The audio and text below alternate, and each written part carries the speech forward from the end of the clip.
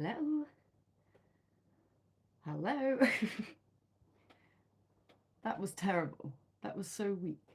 Let's try it again. Hello! I'm sorry if that also broke your earbuds. Hello. Hi, welcome. Where am I? I'm in the still improving new studio.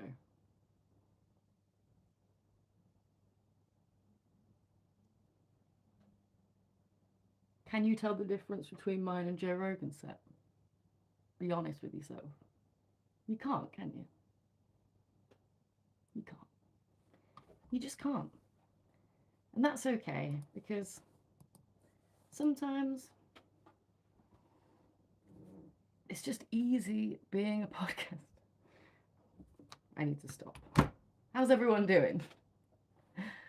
The reality is, doing this podcast alone, I'm realizing, is kind of daunting. Before it, I've got the worst nerves, just like before we'd even started, me and Lindsay doing it together. It's that aspect of just kind of talking to yourself. Like when there's people in the chat and it's popping, then it's a lot easier to vibe. These first few minutes while I'm waiting are excruciating. So for the first person that joins, the first person that talks even, we're going to give them a round of applause because they end my anxiety, or at least soothe it a little bit. But while we wait, how are we doing? How is everyone? I am still really sore from exercising. Tomorrow, 7 p.m., we have the normal podcast, but not brought to you in the normal format, as in the new studio or within any kind of studio, because we will be running.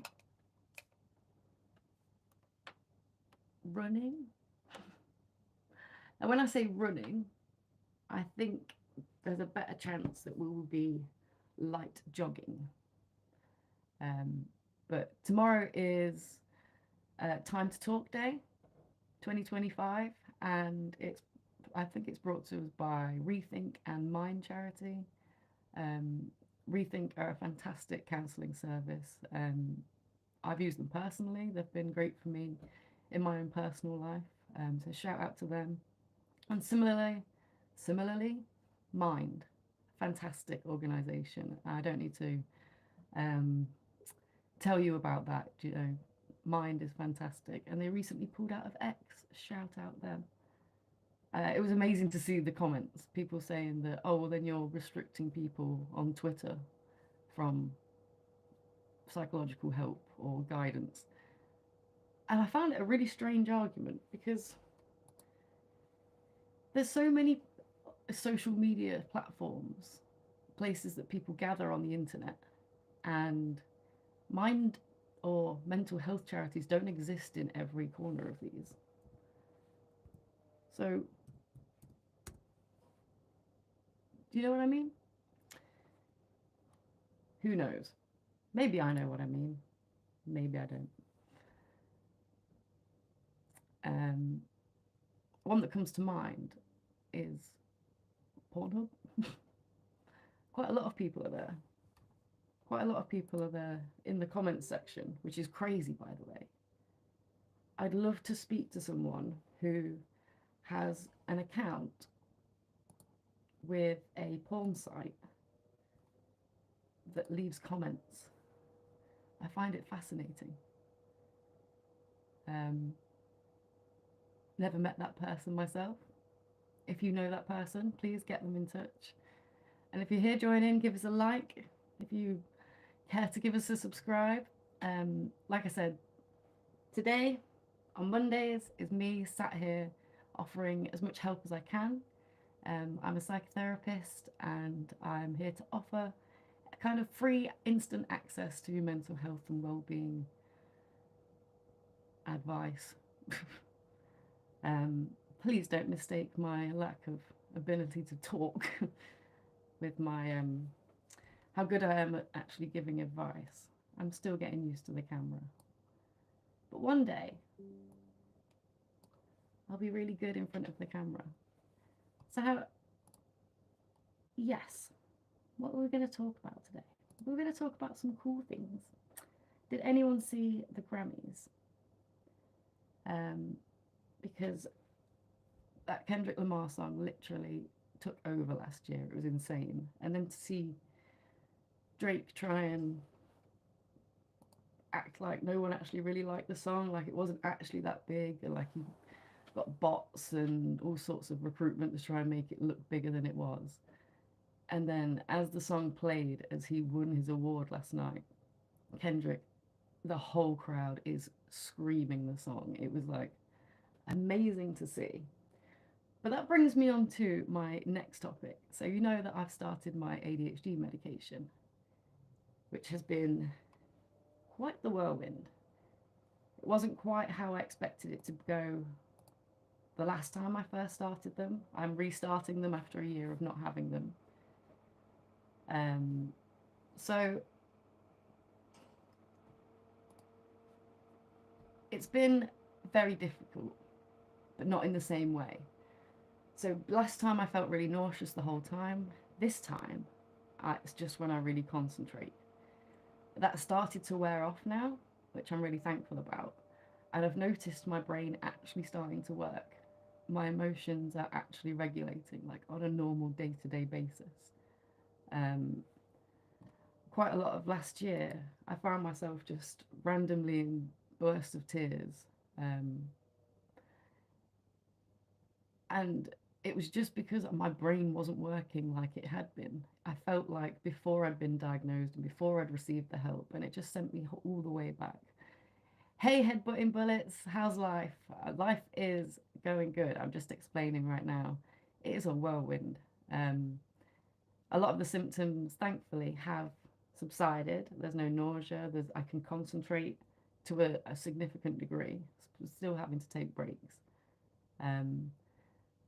But more that I'm noticing is because I'm not having emotional outbursts in a negative way, I'm getting, when something really like lovely happens, or I watch a video that's like really heartwarming, I am instantly feeling myself welling up. And it's like the most ridiculous of things. One being, I was just reading a text to my mum yesterday from someone that was advocating for someone. Their picture had got round on an online forum and people were laughing at it. And it was a picture of them from a very long time ago. And this person has suffered from extreme mental health difficulties. And the person that helps him with that contacted the owner of the page and said, can you please remove this picture, and explained how detrimental it was to his mental health. And I was showing my mum the text that was like advocating for him, and it was, it was a strong advocacy letter. But as I'm reading it, I'm like shaking. I can feel myself like welling up, and I'm like, I can't even read a text, and it's not about me. It's not. It's just a nice thing someone's done for someone else. So I'm recognizing it. That's the key to moving forward, I suppose. This is the emotional ups and downs that I'm now getting used to, I suppose. My emotions and my brain chemicals were doing one thing, and now they're being made to do another thing. So I suppose it's just kind of working that out. Another aspect that I didn't expect is a literal physical manifestation of overwhelming. I am literally underneath my skin, I'm like kind of have a bit of a tremor, and that has got less, but I thought that was something that would subside way quicker. I don't know. Call me hopeful. Call me foolish. I don't know. But yeah, that's my update with my medication. The run tomorrow. We are running and live streaming. Do you understand? As in, like I said, probably not running, probably jogging. And when I say talking like on stream, I'll be just like heavy panting, which probably isn't that great. But it is time to talk day, and it's a great excuse for us to get out there. The lovely Running with Tom is holding a meet, a very safe place to connect, to run, to chat, and it's all abilities. The idea is it's going to be a very slow pace, like where we can't actually talk. It's not like a race necessarily. So I'm excited about that. I'm worried, obviously. I don't know how well I'm going to do, but that's not the point. The idea is that we get to talk. And it won't just be me, the lovely Lindsay will be joining me. And don't we love that? Don't we need that?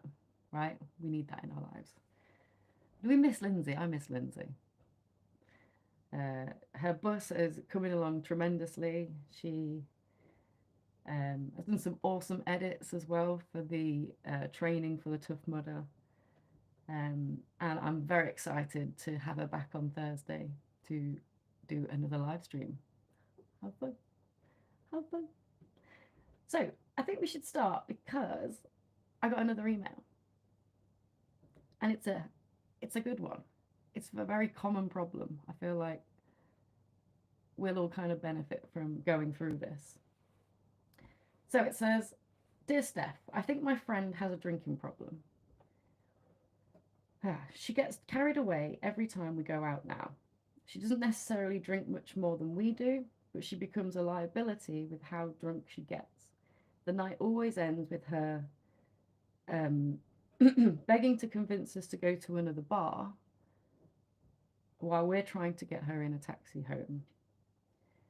I want to say something, but how do I say something? And do I have the right to say something if I drink as well? Will it ruin our friendship?" And I think that's amazing that you've reached out because you clearly care. And I'm sorry that you're going through this. I feel a sense of sorrow for you and also for your friend if this is a problem that they're having with alcohol. Um, it's not an easy thing for a lot of people to deal with, and it's not easy for the loved ones around them to watch. But there's things we can do, right? There's definitely things. I've made some notes. There's a few things there. First of all, recognize this is a tough situation. There is no right or wrong answer. There is no cheat in which you can be able to speak to them and make sure that by the way you're speaking, you can definitely get a good result. But what can you do? You can tell her that you're worried. You can say, "Can I have a chat with you? I've noticed that when we go out, X, Y, and Z happens, and I don't want you to feel judged at all. And this is coming from a pure place of understanding and caring, and I really want both of us to be healthy. Is there a problem here? Is there anything I can help you with? And if you don't feel comfortable telling me now, is there a time in the future when you do feel more comfortable opening up? Please know I'm always here." Sounds like a great start, right? But will it always be received well? We can't always guarantee that. What you can do is there's a great support group called Al Anon. I'm sure you've heard of it. We have Alcohol Anonymous for people who are dealing with alcoholism. But then there's also a Al-Anon, which is for the loved ones of these people that have to deal with a very different set of problems, just purely watching their loved ones suffer with addiction. It can be excruciating for the person that is in addiction, and obviously to watch that person that you love harm themselves, and you can't seem to get through to them. It's difficult. But there is also the chance that she is not an alcoholic. I think it's worth noting that not all people who have a problem with alcohol is necessarily an alcoholic. sometimes their body just does not react well to alcohol. It's almost like an allergy. And in which sense, you can definitely lead to alcoholism by doing that. But it's something that you really want to catch early, because even if you don't have a problem with alcoholism in the sense that you're ruining your life by always being drunk or missing events or ruining work, relationships, it more can be the fact that it can put you at a higher risk. We know that when we're drunk, we lose our inhibitions. And like you're saying, the night ends with you trying to get her in a cab. And I'm going to assume you're American because we say taxi. If you're trying to get her into a taxi and what she's trying to do is convince you to go out more, the most it could be is kind of annoying and worrying for you. And that's understandable. But there's a chance that if you try to approach and say, I think you might be an alcoholic, or you could be hitting the wrong nerve. So we have to be careful how we're phrasing it. And that's why coming from a pure place of understanding and caring is way more beneficial.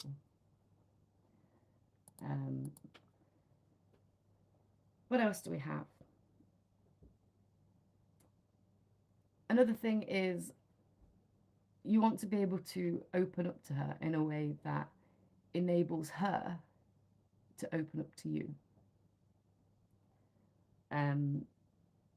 Again, this only comes from coming from a place of non-judgment, from being accepting, unconditional positive regard. These are basic core counselling principles if you understand those, but I feel like everyone should kind of know them. If you don't know them, they help you very well in conversations and just being able to help people in general. I know for me, a lot of autistic people that I have come into contact with, they struggle to know what to say at the right time, especially when it comes to awkward, deep situations that they don't know if they should over-pry or just stay away. But if you're talking to someone and you just want to give them a chance to vent, so you can listen to them. Hey Anna, hello chicken, how are you? Then there's a few things that you can do during the conversation. So, like I said, unconditional positive regard, and that is literally having an understanding and an acceptance for everything they do, and not to give them a pass, but to show them that it still won't make you leave. Like, what they do doesn't base how you feel about them. It doesn't change that. So it's not like being able to tell me something will then make me go, oh my God, I'm thinking about you different now. I see you in a different light. Anna says, I'm good, how are you? I'm at work, but here to support. Oh, thank you, sweetheart. That's so sweet. I hope you're having fun at work. Although, is that an oxymoron? Maybe. I hope you're having fun either way. I know you know how to turn the office up.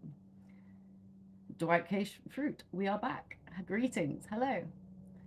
We're just talking about core counselling principles and how they will really help you in conversations when you're just trying to help someone and you feel a little bit awkward, like, what's the social cue here? What should I do? What should I say? So unconditional positive regard, that idea that nothing they can do can change the way that you feel about them or how well you're going to help them. Empathy. We all know what empathy is. Just non-judgment, again, just being able to accept, to understand, to really put yourself in their shoes and to understand what their frame of reference is. Empathy is a fantastic tool and it doesn't come naturally to quite a few of us. So if you're having to consciously focus and practice that daily, I think you'll find that if you're struggling with how you feel in this world, being able to adopt that empathy for other people will allow for connection and leave no space for fear. I think it's really useful. Another one is congruence. Congruence makes me laugh because when we did this at counselling, it was like everyone You know, unconditional positive regard. We know non-judgment. We know empathy. We know, we've heard of active listening, right? Congruence. What does that mean? And it simply means to be authentic and genuine, and to be able to show up like this consistently, because that is the only way you can be authentically you. And by doing this, you create a much bigger bond within a relationship and also within a conversation. Someone can open up to you a lot more if they feel like they're getting the real side of you. And that might seem like a bit of a like, yeah, obviously. Um, but I think it gets underestimated quite a lot of the time when, for example, let's take this example with drinking. Someone might want to approach it in a more delicate manner by saying, hey, I'm thinking of giving up drinking for the next month. Would you want to join me? I think it would be easier if we did it together. And masking that worry into something else. While it seems like it puts it into a more light-hearted manner, and sometimes it may work, you might just be delaying an inevitable. Like I said, if they don't necessarily have um, emotion, an alcoholism, and they are just someone that reacts poorly to a small amount of alcohol, um, you might find that you have someone that stops drinking with you that month, or at least when they're with you. Unless you live together, it can be hard to monitor that, right? If you have alcoholism, we know that they drink in secret. It is a shame act. And yeah, being able to judge that and monitor that month or week, whatever you've challenged your friend, instead of actually coming to them authentically. Because at the end of that moment, and they return back to their ways, and you're back on your next night out, and you're trying to get her in a cab, and you're thinking, I thought we went through this. This is again more stress for you. This is more your own boundaries being played with because you previously thought, I need a friend that's going to be able to understand me when I'm worried for them. I need a friend that's going to be there for me on a night out. Um, I thought it was a friend that we had a conversation and we understood, but you didn't. You said that we'd have a month off, and she was like, great, great idea. I keep saying she purely for this example, but without saying, it goes before he's, theys, thems, um, all the lots. So yeah, being congruent, being your true self, it makes more sense. It avoids you having to backtrack. Okay, I wasn't just trying to challenge you. I'm actually kind of worried. And then that creates a dynamic where your friend goes, so you didn't come and talk to me first. You thought you'd try a trick, a game. You can see how this sort of thing would be changed in their mind, especially if they do have an issue and that defensiveness comes into play. So there are fewer things that you can do, but remember, you have to prepare for a certain amount of things. Like I said, the idea that they will come back and say, oh, thank you so much for talking to me. You're right. I've really had to think about that, and I'm going to stop drinking. Is it realistic? Not really. There is a good chance, that you could be shunned. There is a good chance that they could feel attacked and their defense mechanisms kicked in. It's projection. It's, oh, well, you drink. It's, really, we know what happens when we feel attacked. We go for the jugular. And do you want that for your relationship? Is it worth, what they're going through, what you're experiencing with them, to be able to do that? Only you know. There's also putting your own boundaries in place. You can say that you're worried or whatever, put it into your most respectful, caring way, and also at the same time be firm with your boundaries. Like, I love spending the night with you. I love going out. It gets to a point where it all goes arse over tit, and suddenly we're having to look after you, put you in a taxi, and trying to stop you from yelling at people, fighting. It's just, whatever people get up to when they've had a few. And being able to say a boundary such as, if when you get to that point, I'm going to have to walk away. Or because if you were to be like that again, then I don't want to go out with you again until you've figured something out, or you can make sure that you're not acting that way. Because that is a protection of your own space. And again, this needs to be delicately put, respectfully put, but still firm and sticking up for yourself if this is something that's bringing you worry, stress. We don't need it. Sounds like a good night out. Where is this joke? Do you know what? More recently, we went for Lou's birthday in Leicester. There was a Too Funky Cafe, and there was, I never get these names right, MC, DJ, something, I can't remember. It's kind of past a little older, my generation. It was a garage night, and I was so excited, but apparently they didn't come on till like 3 in the morning, and it got to about midnight. We'd sent the lovely Anna off. She was like, peace and love, I've done my time, I'm gonna go home now. And we must have stayed for another 45 minutes because an actual fight broke out. And I don't know if I'm just like too privileged, wrapped in bubble wrap, really removed from society. Like, I don't think I go to particularly well off places. DJ Look and MC Neat, that's it. Didn't get to see him. Got to see multiple women fighting. Women. That's what. Come on, girls. Come on. And but it was a really good night before that. I haven't drank all of last year, and I drove and picked people up and dropped them back off. So I was like, I'll have one drink, and I made it a tequila rose, which after a year of not drinking, burns, really burns. Did they use baby lotion? As in the women fighting? I must say, no baby lotion. Lindsay's in the chat. Hey, so I can't stay, I'm teaching, but just wanted to say hello. Hello, chicken. For anyone that doesn't know, that is the other co-host, and she will be with us tomorrow at 7 p.m. running and talking for Time to Talk Day. Great work, Steph, smashing it. Thank you, chicken. I'm trying my best for us. We can do it. For anyone that doesn't know, A Different Human Design is a non-profit organisation that offers advocacy, support and resources for anyone that feels like they are othered by society, anyone that feels like they are different. We have some of our lovely resources here. This is the ADHD one.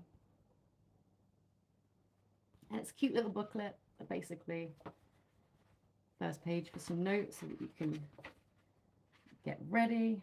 We have the content sheet, and in here there's a brief history, the current diagnosis, ADHD today and how it's seen, the fuller picture. It gives you a more broader, we know that the NHS and certain charities that we won't mention, because they deal with so much, they're a little bit brief in their descriptions and understandings of how it goes. I'm in the new studio, Linz. What do you think? But yeah, these books are fantastic, and they're great for all ages. If you're young, too young that you can go through this on your own, if you need help with writing, with reading, then it's great to go through with a parent. But also, like, I use these, do you know what I mean? And I'm 33 this year, and it doesn't matter if you start here, here, here. On the last page is there's a picture of me actually. It doesn't matter where you start, it all makes sense, and it's all really easily digestible for the neurodivergent brain, whether you're dyslexic, whether you're ADHD, struggle with focus. Great tools, great resources. So the websites in the description if you'd like to get yourself one. I recommend that you do. And there's tons of other resources as well. So yeah, let's go back to what can we do? What should we prepare for if we're approaching a friend or someone that we really love when we're worried about how much they're drinking? I'm actually quite interested to get Lindsay's take on this. So tomorrow, I think it would be a good idea because Lindsay stopped drinking 2 years ago now. She's in her third year. I joined her last year just for a year, but Lindsay has carried this on. This is part of her lifestyle now, and quite the contrast from how she was living. So I'm really interested to seeing, a little update on that. How is she still feeling now that we've? What was her view on the night out and fighting and drinking? Because I'm understanding what she means. Where there is alcohol, there can be fighting. Doesn't always make for a good night, although Dwight K. Schrute might disagree. He's there ready with the baby oil.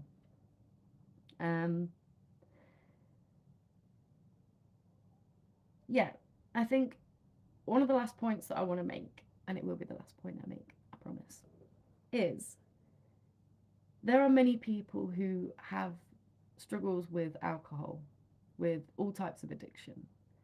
And sometimes a conversation like this is perfect for just what they need, that kick up the ass. Do you know what I mean? Really, I didn't want to say that then. Did you hear that? I was like, kick up the ass. That's what I'm trying to say. I'll watch the video again. All the numbers will drop now. Sometimes that's what they need, and it's the perfect thing for them at that moment, and you've just really helped them going any further, spiraling down. Fantastic. There are also more people that need treatment, rehabilitation, real type like clinical support with recovery, because it can be a very difficult process. The idea of relapsing, and we understand statistics. I don't have them with me currently,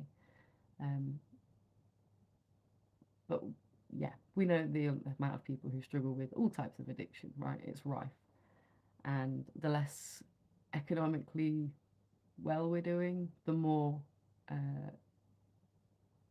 addictions, crime, etc. we're going to see. But we're not going to go into that. We're going to carry on with this. There's a third type of person, and it's very sad for both the person with the addiction and the person that is supporting them.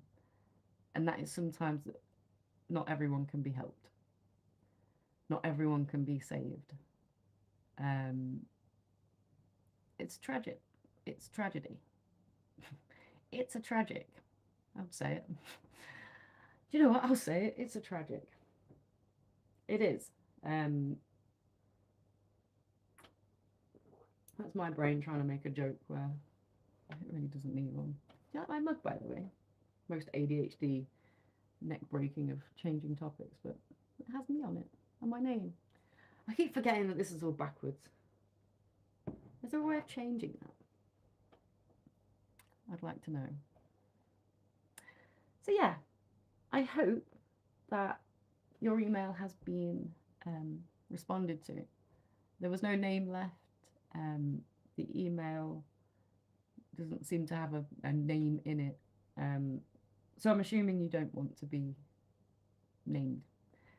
But I hope I've been able to help shed some light on your situation, how you can possibly move forward, how you can, is the decision made? Do you definitely feel like it's bad enough? It's not just your mate being crazy on a night out and that's just how she expresses herself, because that is also a possibility. You could just have a real wild mate. And then it's about working out, is that the company that is good for you, that you want to keep? So yeah, I hope that helps. I thought that'd take a lot longer. We're only at 35 minutes. Look at us.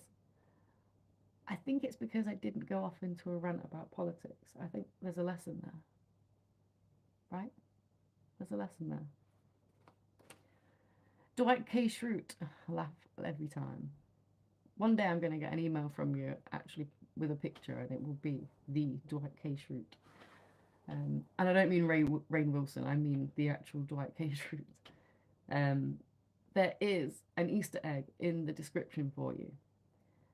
I don't know that much about Egyptians, more specifically aliens building pyramids.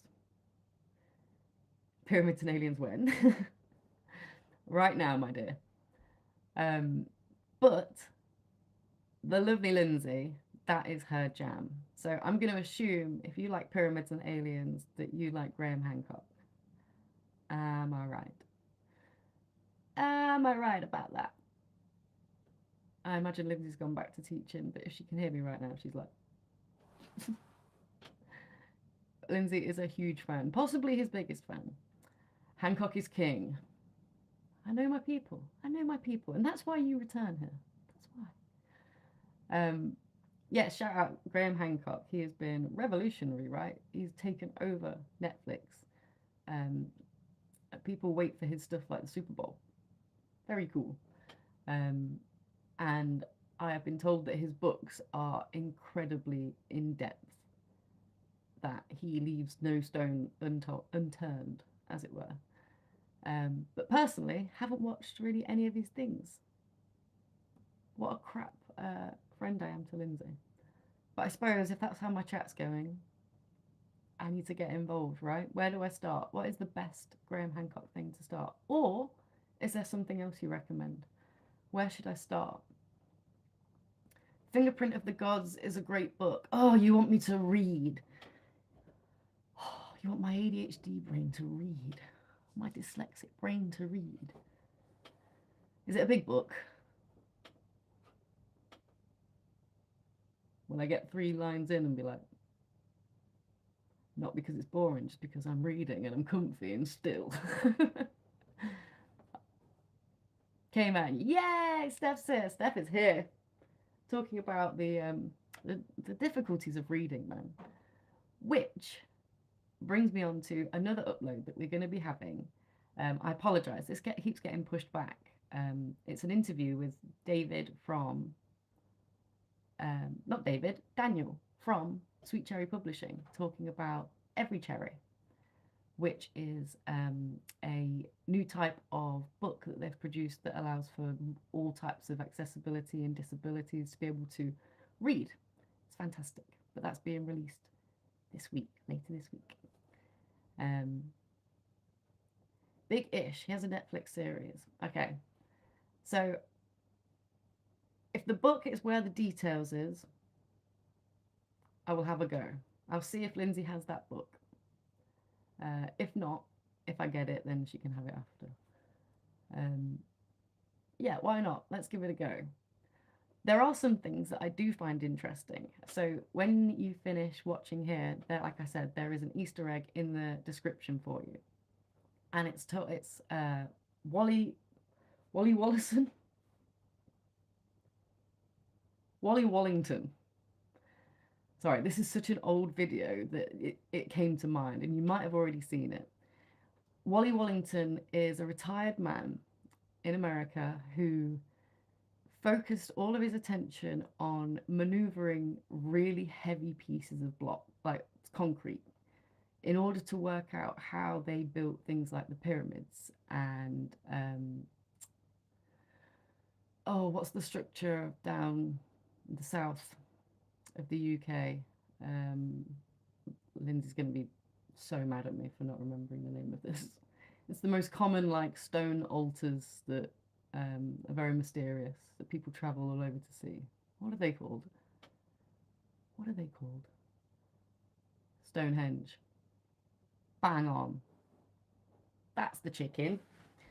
Stonehenge. Yeah, and he just tried to work out, how do you make something like this? And he, used his just engineering skills to move, I think it was a 19,400 pound block of concrete that was on its side like this, moving it like this. And he was on the news showing it. And he does things like putting a small rock underneath and then being able to swivel it. And then if you put another rock underneath, then you can swivel it another way. And this idea that just a tiny little stone can help you move such large obstacles. Lindsay, sorry I'm not paying attention. No, no, no. Be a teacher. We need you. Our teaching generations need you. Our teaching generations. Our kids need you. Our generational kids need you. I'm talking crap. Jesus. Sorry I'm not paying attention because of class, but I just saw the comments on Fingerprints of the Gods. Love that book. I went to watch Graham Hancock do a talk. Great guy. Told you. Biggest fan. I'm assuming if she loves that book, then she may have that book. So looks like I've got my next reading task. But yeah, going back to Wally Wallington, I uploaded, or at least put a link, sorry, to the video where he's doing it, and it looks incredible. And I love the idea that there was aliens that made all this, but I also really like the idea that this dude could also make them. Is that really strange? Like, I find them fascinating, and there's so many things to do with like pyramids that just make no sense, like too much of a coincidence. Like the formation of, I can't remember what pyramids they are now, but they look exactly like a motherboard on a computer. Like from a bird's eye view, looks exactly the same. Like, I'm not one for conspiracies, and normally I'm like, what's the conspiracy behind this one? But with that, I'm like, I don't have a bloody clue. Why has someone done that? Like, did the inventor of a motherboard know what it looks like from above? I suppose they could have done. But then what would be the reason for doing that? It's one of them ones that just tickles my brain so much. Yeah, if you've not seen it, Google it. If you've not seen it, Google it. At some point, I'm going to put you on my actual computer. I worry that the views kind of drop off because these ones show up really easily in people's phones. And then when I go to the actual decent camera with the decent mic and a half decent mic, the actual full equipment, no one comes and watches because YouTube doesn't push it anywhere, which sucks. But yeah, that's your little Easter egg. That's my gift to you. And your gift to me apparently is reading Fingerprints of the God. So I'll accept that feat. I will give it a go.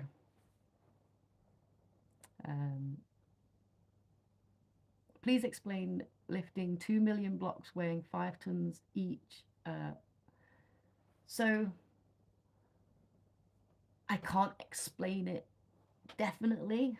This is pure theory and pure fun. The idea that instead of building them up, that they were carved from the earth downwards, I think sounds like quite a cool way. But like I said, I have not read anything of Graham Hancock's. I've not watched any of his stuff, so I'm intrigued. I want to know, you know, how is he explaining it?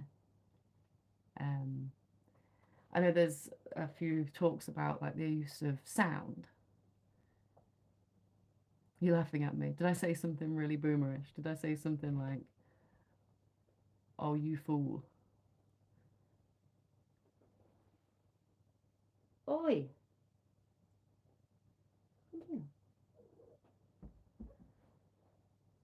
My cat is being a right nuisance. Hello.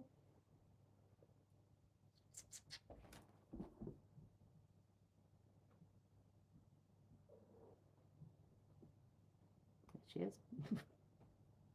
That's my coffee. Don't look at that. This is Ziggy. In a desert. Was it always desert? I don't know. There's get off the keyboard. Oh, cats and keyboards. Um, yeah, I don't know whether how the land moved around and stuff. I mean, underneath the desert is gonna be rock, right? Maybe. Uh, Cattail for the win. My two are the same. Literally. Why do they think that they need it like here all the time? There's something about a cattail that look at this.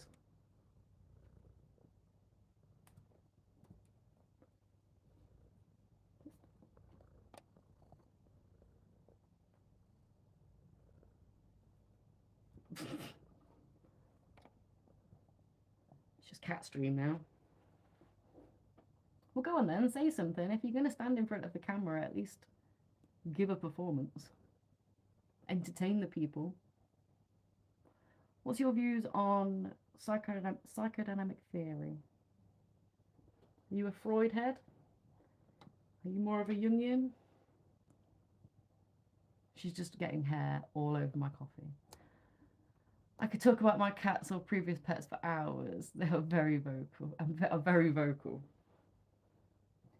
She's actually being quite quiet right now. She's normally very loud. Um, my other cat doesn't really say much. You are standing on everything. You are getting hair on everything. Get off the keyboard. Oh, okay. So this is something she actually really likes. Is to bop. That. She's trying to make biscuits on my hand, which hurts while doing this. She loves it. Ow.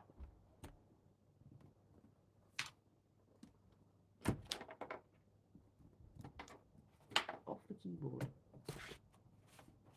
Don't Mess with Cats. Was that not the best documentary? I've been trying to tell my mum for how long has that been out? Watch Don't Mess with Cats. I could not believe it.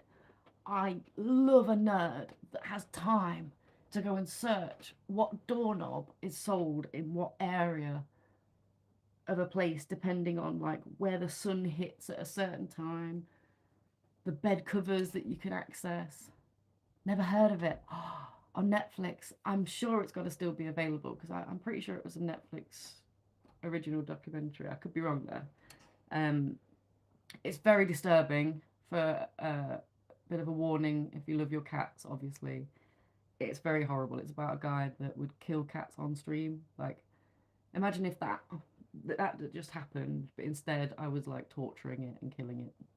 Horrible, right? Really disgusting. But obviously, the internet is a place for cats. The average human being you talk to is like, oh, I'm more of a dog person. But on the internet, there are hordes of cat lovers. And we come in strife. We're angry when we see stuff like this. And thankfully, some of these angry cat lovers are also very good investigators and good at detecting.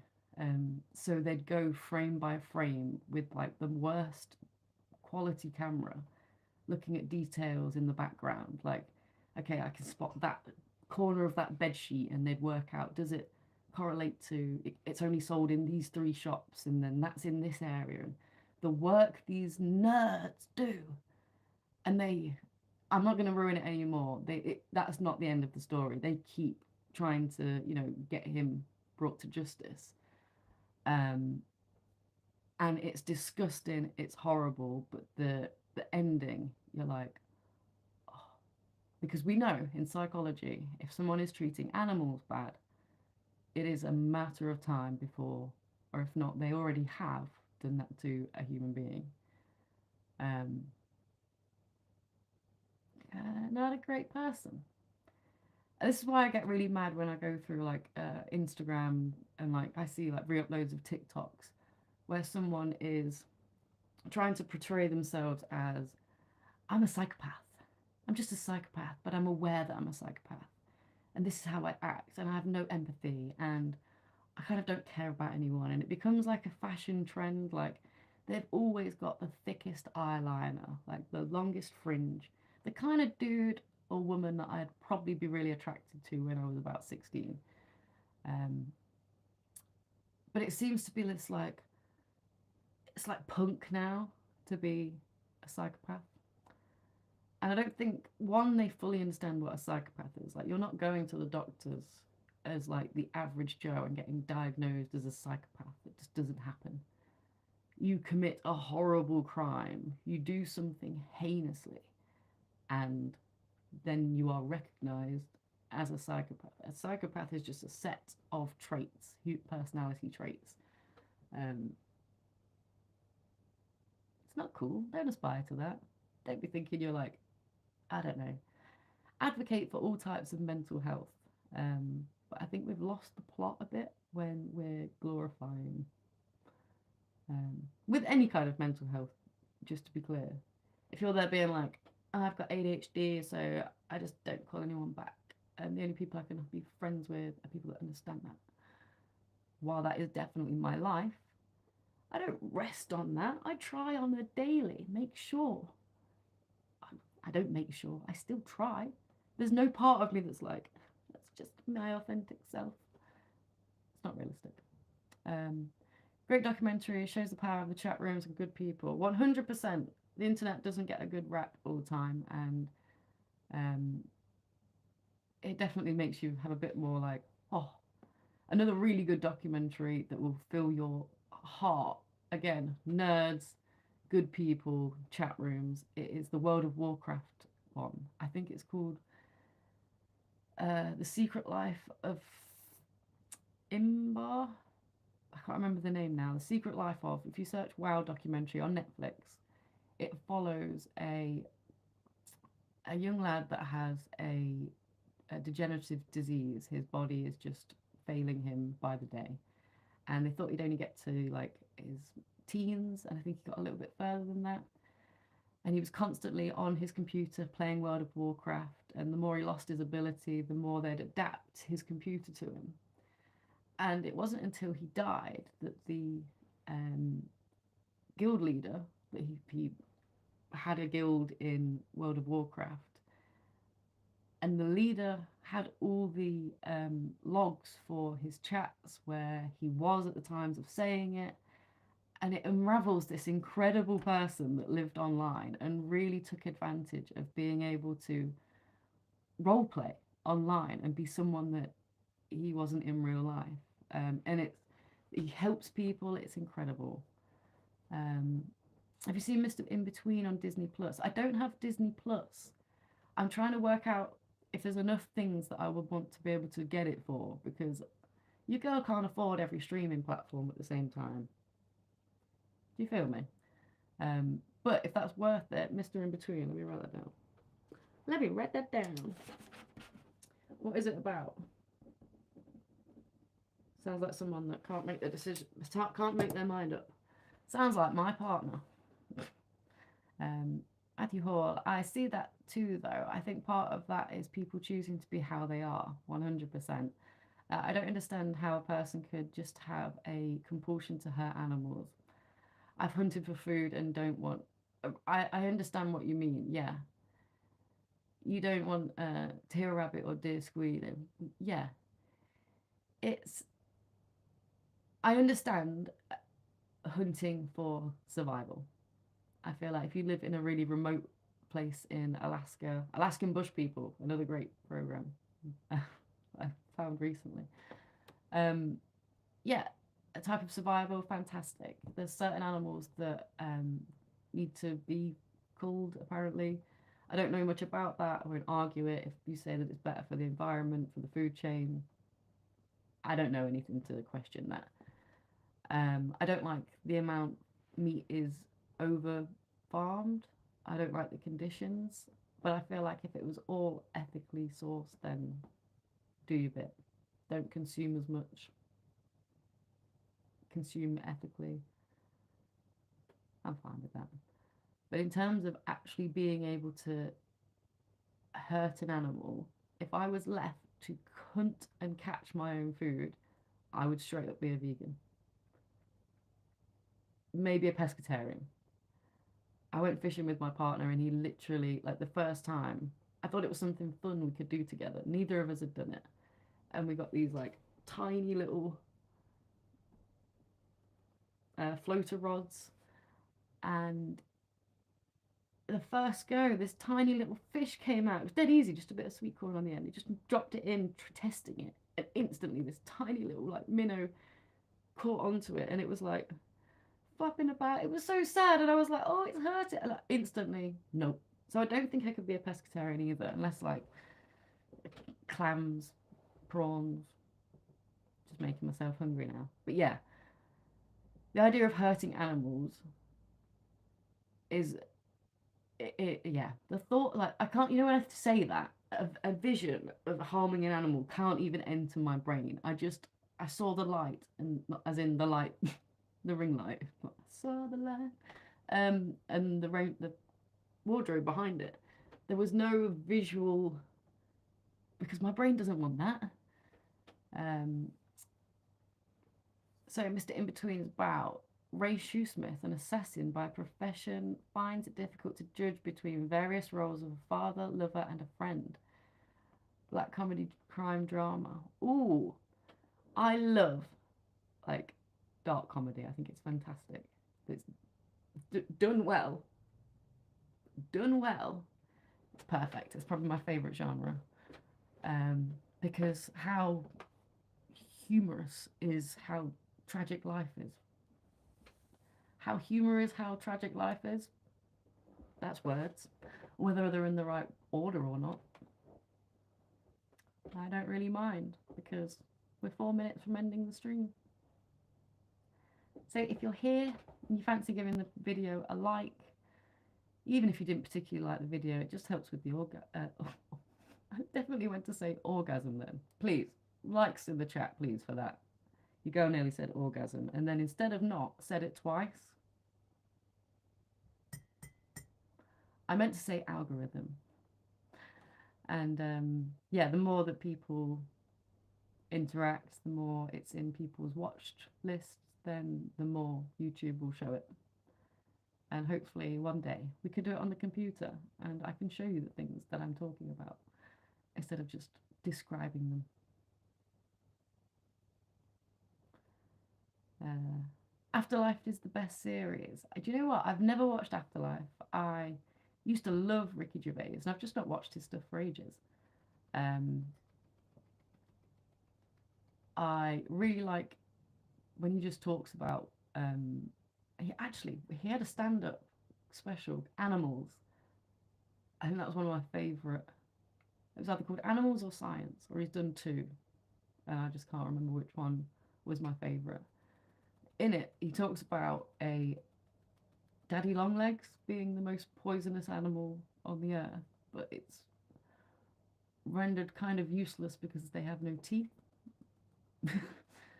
or ability to administer any kind of bite. Fish don't have pain receptors in the skin like most animals. Specifically, it may only be a central nerve system, apparently. That's why Episcolopians. You know what? I'm not giving up that. Episcopalians. No, I'm giving up on that. Also won't eat certain shellfish and sea life. What does that word mean? I'd love to know what that word means. And I'm told that they have no pain receptor. I understand the pain, but when you say the nervous system, the way it's flapping around and panicking, you know that feeling where you're like, oh no, I don't want to be here anymore, where you're like really in danger, or you're really like, you can't believe this is happening, like whether it's a car crash, whether like someone is about to come up to like punch you, like these horrible moments that you're like, what is actually happening? And you just want to like get out. A dream type state that you couldn't get out of. That you're like, when you see them flapping about, I'm like, oh. And secretly, when I watch these people catch these huge carp and then it escapes out the net, they're my fave. They're my fave. Um, Episcopalian is a domination type of Christian. They don't eat most regular foods. Oh, okay. Does that by any chance come from the Jesus fish? That's like the lizard that walks, isn't it? Where they'd write the symbol of the fish to show Christ was like a bit of a secret signal, wasn't it? Is that anything to do with it? Or the feeding of fish? Did you turn bread into fish? I'm terrible at this sort of stuff. I think I know more about like Islam and Judaism after the last year than Christianity anymore. I was vegan for 5 years, but it was too hard, so now I'm pescatarian. That's really interesting. And go you. To be able to, even 5 years, like being able to lower your meat intake, fantastic for the but yeah, hard. I'm not trumping, by the way, my feet are getting stuck against the chair. Although that would top off the stream, right? After everything that's happened. I don't know if I could do vegan. I'm told that for my eczema, that stopping drinking milk, dairy products would be really helpful. That's most of my diet. There's nothing left to eat after that. But pescatarian, I love fish. Certain kinds of fish. River fish can go away. It tastes like earth. But yeah, most fish I'm down with.